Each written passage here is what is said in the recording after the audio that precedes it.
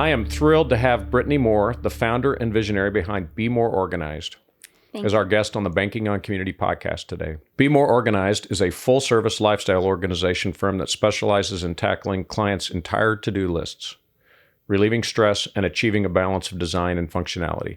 With Brittany's leadership, the company has evolved from its humble beginnings into a team of talented and trained organizers, transforming chaos into beautiful, organized, and life-changing systems. That's right. Welcome, Brittany, and thank you for joining us today. Thank you for having me. It's really great to meet you, and I can't wait for our audience to get to know more about you and what you're up to and how you got started down this journey of being an entrepreneur and a founder. Yeah. So it's, speaking of which, can you help me out by telling us a little bit more about your journey and what's inspired you to start Be More Organized? Definitely. It's been a couple of years now. I can't believe it. It's like you get used to saying, oh, we've been doing business for 10 years, 11 years. And you're like, wait, another year's gone by. We've been in business for... I know, it's crazy how fast it goes. Almost 14 years. That's wild. That's unbelievable.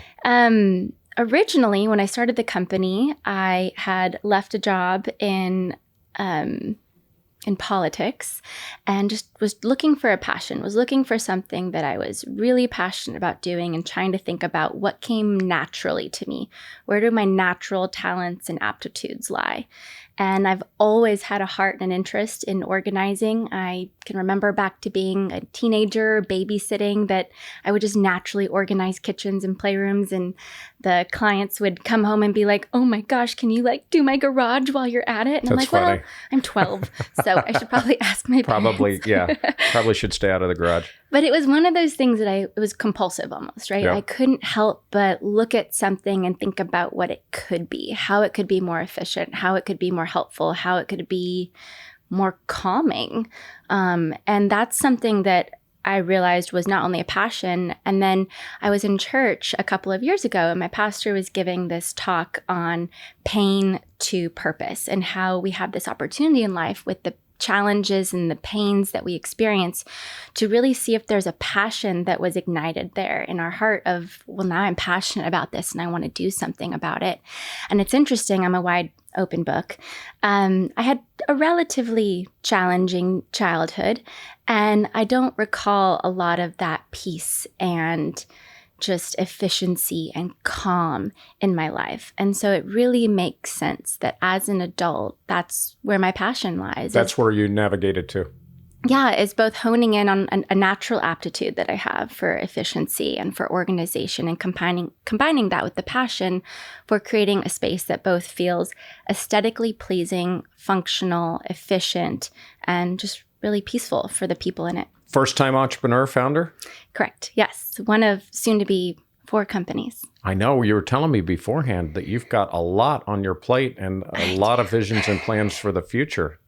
Yes, I'm really excited. We really are building an ecosystem that's going to be something that no one else is doing. So it's really, really exciting. It's, I'm sure as so many founders and entrepreneurs experience, you're creating something new. You're not following a path that someone else has paved for you. But fueled by passion and a background. It's not just you woke up one day, decided, let's go organize people's. There was a history there. Definitely. Seems like a common theme when I have entrepreneurs and founders on my podcast. Yeah, it's interesting. And then it evolves quickly. That's the other thing that I found. And it sounds like that's what's happening to you. So, now that we kind of have out of the way your thought behind starting the company, tell us a little bit about how Be More Organized has evolved since its inception.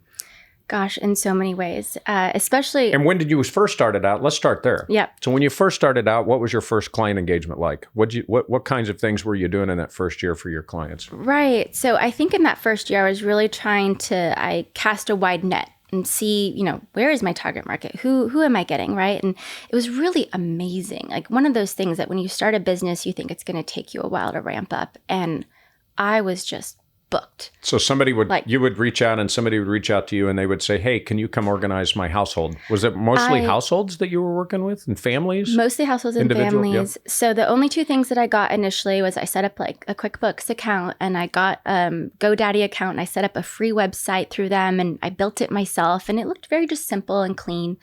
And so I just had so many people driving to my website. I would do a couple of like Yelp ads and it was amazing how booked I was from the moment I started my business. But I was also doing, to your question, interior design at the time. Oh, okay. My mom was an interior designer, and so I have a passion for really elevated spaces. And that's really something that we differentiate ourselves with in the market is we say we like to be your interior designers behind the scenes. I don't just want to categorize, which is what a general organizer does, and nothing on that. I want to create a space that feels really elevated, that flows with the aesthetics of your interior design and your decor and your home so that everything just feels really cohesive. Well, so that's pretty fascinating. And then it evolved quickly? It evolved really quickly. So we had a lot of design clients initially. I realized that wasn't where I wanted to hone in on. Because that's already a pretty well-defined category with a lot of people playing in that space, this is right? a little too much. Yeah. So I decided to hone it down to just organization. The first probably 8 years, I did everything myself. And looking back, I don't know how I was a one-woman team as long as I did with some of the large-scale homes and projects that we had. And now we're a team of about 15 here in Austin, and I'm about to launch our Newport Beach team here in the next 2 months, and then we're looking ahead to Denver. So I know a little bit about you from getting to know you. But so is it a surprise that Newport Beach is on there? Because aren't you originally from California? I'm originally from. Is that the connection? A little bit, yes. A little bit for how sure. you got out there. I'm originally from Palos Verdes, so kind of just up the road from Newport, and our connection is that we've had such an influx of Californians into Austin. Really? You know, I hadn't noticed. Did you know? So part of it is we've had still so many of our higher end clients have homes there and have us fly out to California. We have just set clients that fly us out annually to do jobs out there. And so between that and me being from there, it just seems like a natural fit. That Where's the Denver thing coming in? How's that fit? So I went to school in Denver. Oh, so I should have remembered that. We talked about that. You went to CU Boulder. I did, yes. So there's a twofold there, though. So one, I have the connection there. But two, I really feel like Texas and Colorado are like married sister states. Almost all of our clients, not almost all of them, that's an exaggeration. A lot of our clients have vacation homes in Aspen and outside of Denver, and they fly us up there. Interesting. And to organize those homes for them. And I'm like, okay, well, it just feels like this is a natural fit, and we do so much work already. So you've got designs to grow the business. So what are some of the key milestones or achievements you're proud of with your business so far? Honestly, my team. Yeah.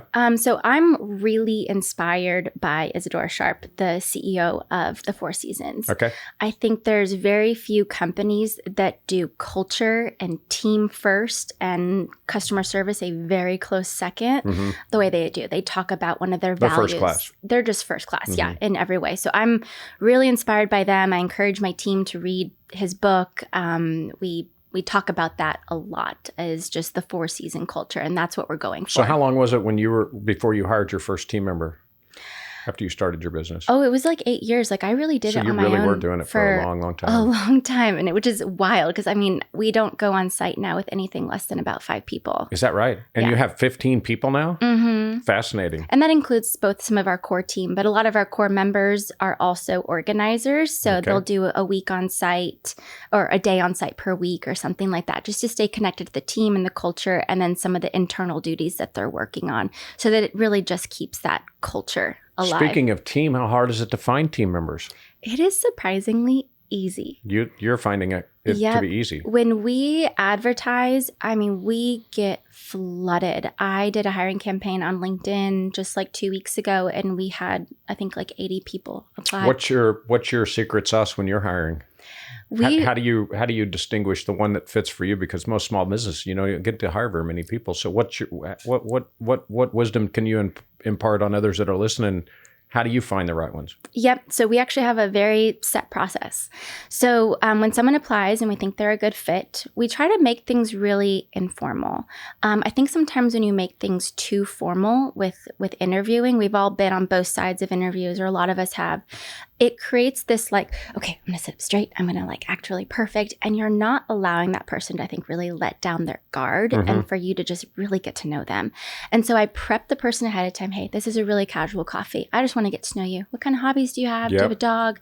You get them comfortable. They let down your guard, and you can have a real conversation and get to know that person on a deeper level faster. I think small businesses, when you're interviewing people, I've always told my team, and I've even told candidates this before, this isn't an interview.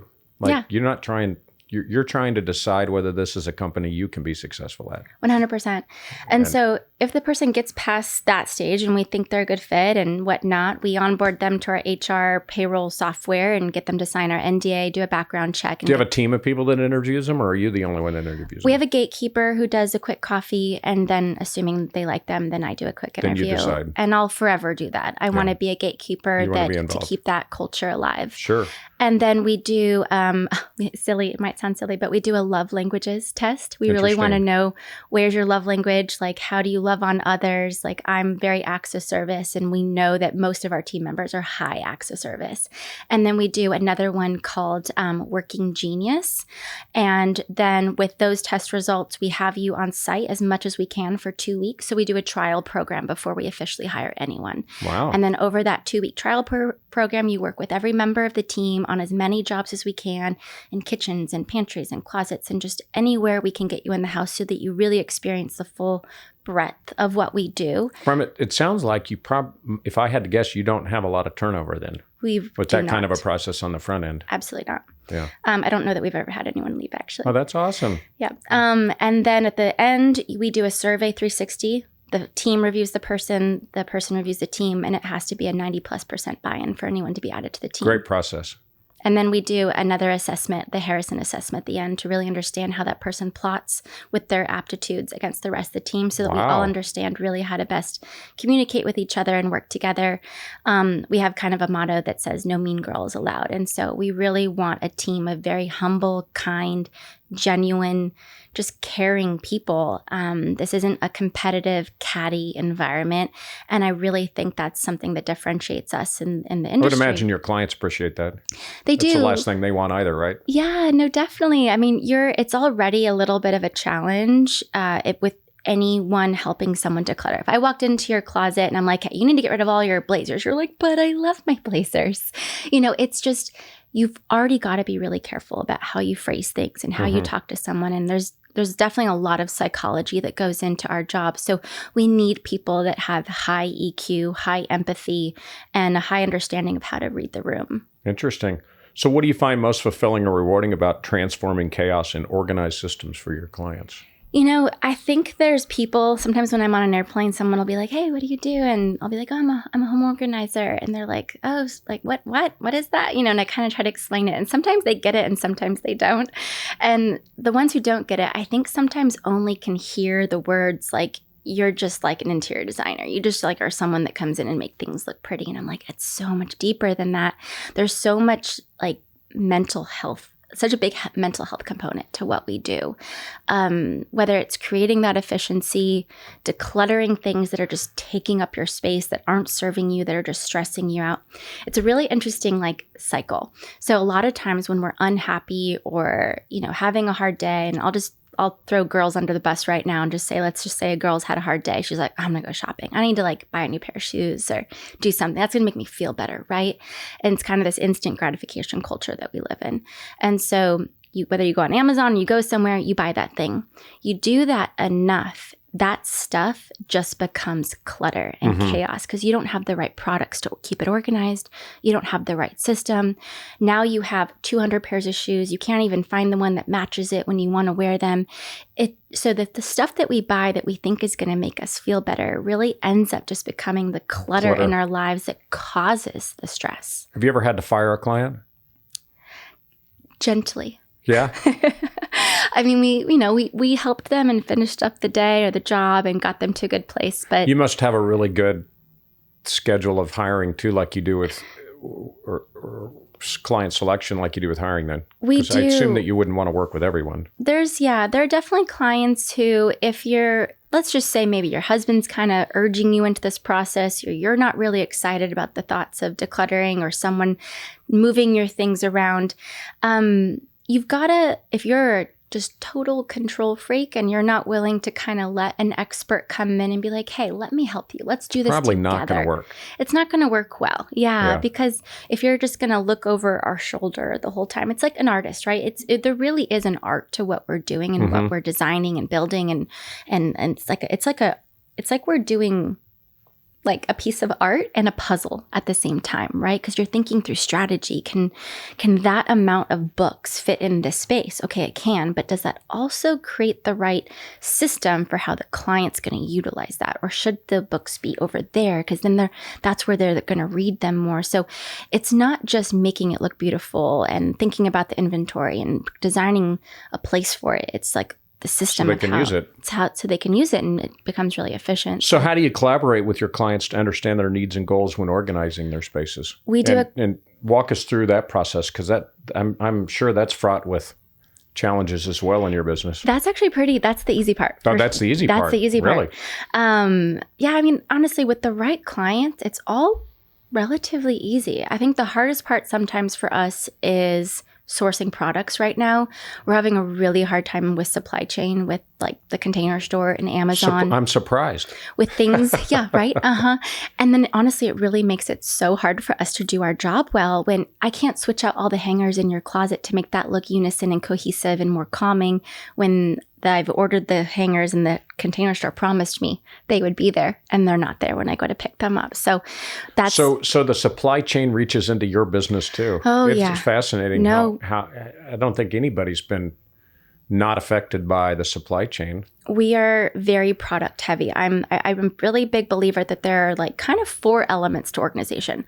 One is the overall inventory and getting that inventory down to a manageable amount of items for you. Obviously, God has blessed me with the ability to walk into a room stacked, piled high, and I'm like, oh my gosh, this is exciting. But if for you, that's stressful, we need to figure out what level of items works for you. And so that is something that we walk through in our consultation, trying to really understand, how does the space feel for you? Are you feeling overwhelmed by this amount of items? How much do you want to declutter? And then the second thing is the product. So finding the products that fit the space from an interior design perspective, but then also based on obviously the measurements of that cabinet or that shelf. We can only work with what's available to us. Interesting. And then the third part is the labeling, and then the system that we're creating, and then the placement of those products and items, and in what space should those move to. And then that fourth element is whatever that client needs, whether it's a monthly, quarterly, or annual. We call it kind of our home concierge service, that we come back and we really work to help you maintain your home, because we're all just overwhelmed these days. It's a lot to keep up with everything. So are all your clients in Austin? No, we travel nationwide. So you will travel nationwide. Mm-hmm. Interesting. We travel a lot to Tennessee, actually. I wonder if that'll be like a 4th location that we open up at some point. Why do you think that is? I'm not sure. I mean, there's some similarities there. To Austin. Mm-hmm. So growth, a lot of growth. We've had a couple clients definitely move, and we are a high referral based just industry. We obviously do some marketing. That speaks well to your what you've built. If your clients are sending you to their friends and family and people they know. Definitely. It's the biggest compliment. Yes, it is. I think something like 75% of our business is referral. Man, that saves you a lot on marketing costs. It does. Thank goodness. Yeah. And we love partnering too. That's something I'm actually working on right now at the moment. So any real estate agents, builders, and interior designers listening, I really want to educate more awareness around those industries being completely just married together. That's the best solution possible, is when those 4 people can work together in either building a home for a client, or just renovating a new home, or just putting something together. And so we're actually teaming up with a lot more real estate agents now. Actually, because that's one of the services I haven't even talked about is obviously we do full home organization. So there's nothing that we won't help with or do, whether it's designing a custom space, reimagining how a space should flow, turning something into a home office, whatever. We've really done it all. But our second bread and butter service is really moving concierge. And so we've been helping clients for years. Isn't that just a disaster of a process for anybody that's ever had to go through it, whether it's a small one or a big one? I know. And so that is such a painful point for me. It's like a human. I hate that because we do it so often and it's so easy. It's so easy for us. Like we have a system and a process and everything down to where we can make it so much easier. It really kills me that moving is on the top 3 most stressful things that we can experience next to death and divorce. And so that is one of my passions, my next passions that I'm very quickly working on. Very interesting. Well, so as the founder, tell us a little bit about your personal values or principles that guide your work every day and your interactions with your clients. We're a very faith-forward company, and that's definitely something that guides me is my faith. Next to that, I would say just a desire to be utterly transparent with our clients and have them just feel totally trusting of us and our advice or our invoicing process or just anything.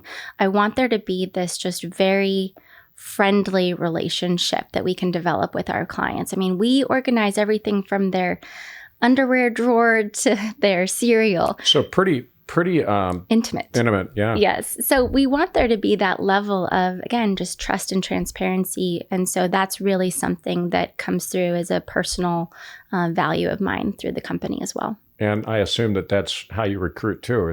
That's a part of your recruiting process when you're bringing people in. They've got to fit those as well. Definitely. We have a well-defined values and we talk about our values and our mission, all of that, 100%.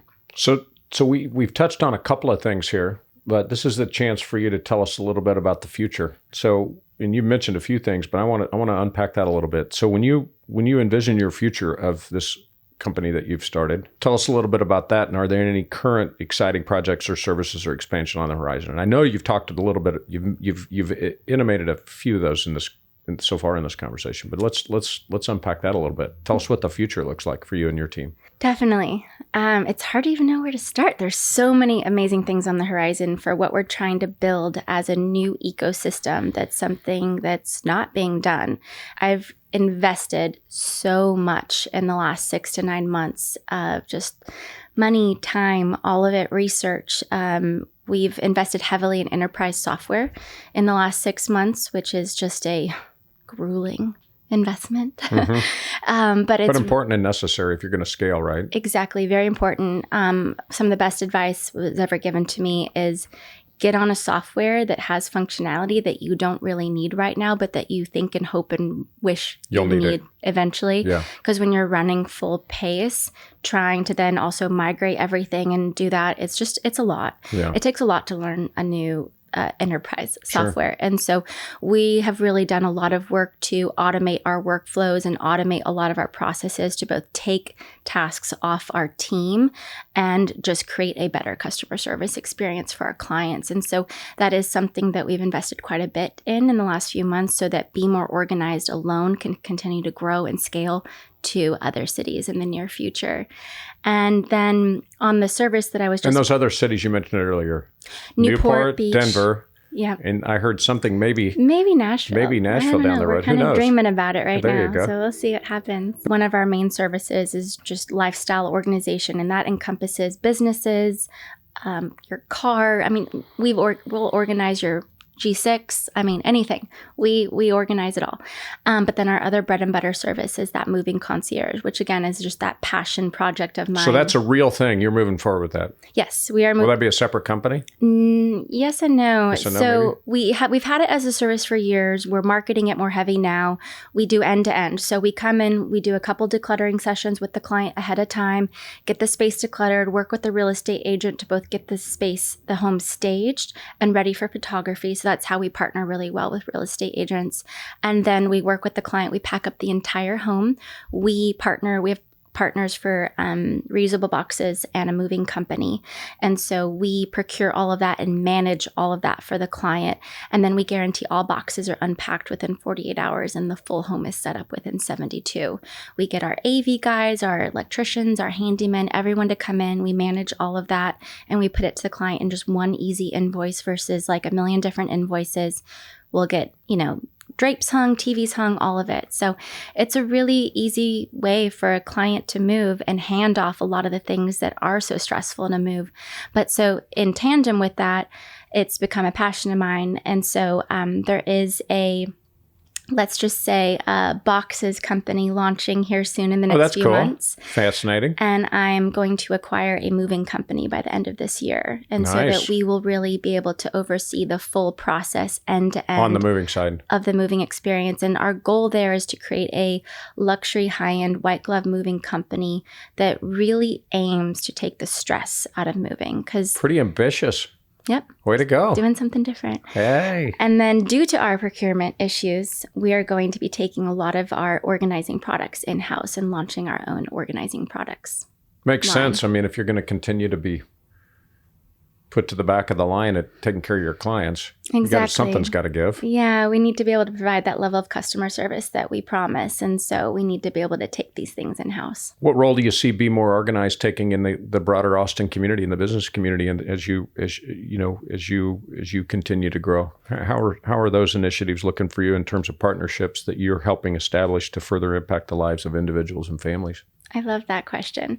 So we're doing quite a few things along those lines. One, again, really trying to partner with more Austin companies along the lines of real estate agents, builders, interior designers. I want to build homes from the ground up that have organizing solutions built in. I want to partner with more of those people in our ecosystem and in our community.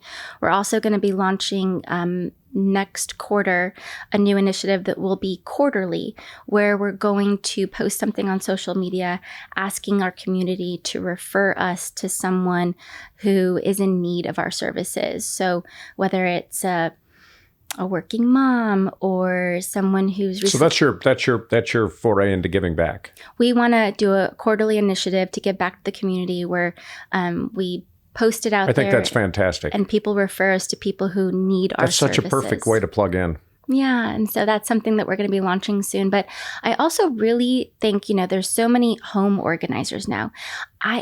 Businesses need it too, especially small businesses, right? Mm-hmm. You're running so fast. You're doing so much all at once, all the time. You're wearing so many hats as a business owner. I know that. And I want to educate even our local Austin, right here next door businesses that, hey, let us come in and organize your stock room or understand what are your processes right now? How can we help make something more efficient? I heard once, and maybe you've heard this too, that an employee is most effective, if you will, if that's the right word, in the first 3 months of hiring them, because you have that fresh set of eyes, someone who's seeing your business and your processes and how you do things in a way where they're coming from maybe a different environment that did things differently, and how we really need to utilize that fresh set of eyes more and encourage them. Hey, what do you see that we could do better? How could we do something different? And it's a lesson I think every business can learn. You got to listen to them or they're going to quit talking. Yeah. So I don't know exactly what God might do with this, but part of me is I want to consult on efficiencies. Can I work with small businesses on more than just organizing? Can I help you with your process improvement?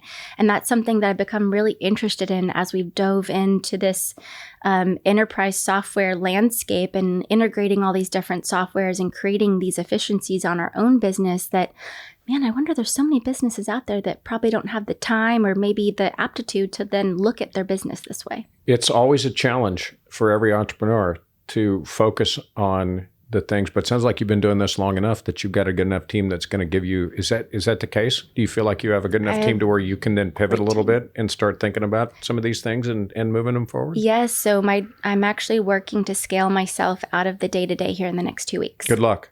Thank you. Good luck with that. The every entrepreneur will tell you that that's that's a challenge in and of itself.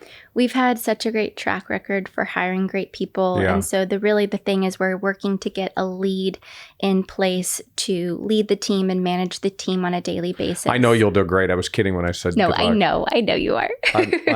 But this is my second bank, Keystone, and I always laugh about how much I learned from the first one. And it really, what I've learned the most from the first one to the second one is just get the heck out of the way. Oh my God. And I couldn't get out of the way in the first one. Well, I reference my dad a lot in my life. My dad was vice president of Northrop Grumman. And Oh my goodness. One thing he always told me is work isn't the hardest part about work. People are the hardest part about work. And That's whether true. it's hiring smart, leading smart, building the right culture. Having the right customers. Yeah, all of it. And so it's just, that's always gonna occur, right? Everyone's messy, everyone has things, everyone has stuff going on. So there's always gonna be mess whenever you have people, whether it's customers, clients, employees, all of it. And so something that I'm learning is, I'm definitely in the drinking from a fire hose with Sure. just learning everything I can with how to be the best leader, the best founder, the best. There's no other better way to do it than doing what you're doing. It's just jump in and just do it. Yeah, and I had a conversation with my team this morning. I'm like, hey, we're gonna fail, we're gonna mess up, we're gonna make mistakes. I promise you I will, but I want to be better. I want to grow, and I know that's what we want to do as a team. What we want to do for our clients is always be moving that needle and just growing and getting better. And that I'm like, hey, just let me know. My door's always open. You can always reach me by my phone. I want to know how we can be improving. You're the boots on the ground. Where can we add a more efficient process? Where are we missing something? And I think when you create a culture where you are encouraging people to always be saying, how can we be better? That's going to help them both personally and professionally. And What a great story you've done. Congratulations to you. Thank you. What an incredible story. Who would have thought that you could have created the company that you've created by helping people organize their houses? Yeah. It's fascinating. No, it's amazing where It's a testament to how hard you've worked. You've been doing it for a long time. Thank you. It is. It's a lot of hard work. I will say our job is just straight manual labor. That's okay. No, hey, we burn a lot of calories. Yeah, that's we good. all kind of watch your steps. Look at my Apple Watch. Look at my Apple Watch. How many steps did you hit? That's right. Well, I like to end my podcast every time that I have a guest on with the same question. And so I'm going to do that with you today. What is one of the best or most worthwhile investments you've ever made? Kind of a twofold, I think. Two things come to mind. One is software, the right software. That's been a really heavy investment that I've made recently. And it is one of the best investments because it's really going to help my team. It's going to help me in putting my culture and my team first. And it's really going to help me in my customer service and putting my clients at that very close second. And it's also an investment to take time, because time is one of our largest assets that we have, especially with how busy we all are. And so time to read books, we don't need to reinvent the wheel here. There's so many entrepreneurs out there. There's so many people who've done amazing things with businesses or created new ideas. And so reading as many books as you can about leadership and teamwork and creating culture. And so taking that time out to read. Which would learn. be hard for you, it sounds like, because you're helping hard. others create more time for themselves. And so that's a pretty intentional goal. Yes. To So I create wake more up time for yourself. I'm a part of the 4 a.m. club. So You I are. wake up early and I have a really set schedule in my mornings and set time aside to read. That's smart. And I'm really protective of my bedtime. Nice. Very, very, very good. Well, what a fascinating story, Brittany. Thank you for coming on our show today. Thank you. Here at Keystone Bank. And I look forward to continuing to watch you grow your business. Thank you so much. Thank you for having me. Thanks. Thanks for joining Banking on Community from Austin, Texas. Today's episode gave you an aha moment. Would you let us know? We'd love to hear from you. You can come into one of our branches and share with us what you loved about today's conversation, or reach out to us on social media. Community banking is about solving problems, not just for customers, but for neighbors. If you know someone in our community that would benefit from this conversation, please share this podcast with them.